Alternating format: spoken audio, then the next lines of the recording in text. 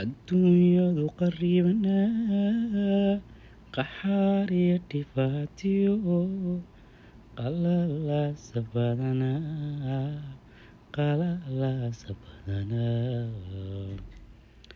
qofka aan waraqadiyo qaylada u diraya qalbigiisu adaga qofka aan waraqadiyo qaylada u diraya qalbigiisu adaga qarnitagi jacaylkii qaysiya cilmiga dilay laylana qabriga dhigay anuu igu qadoobe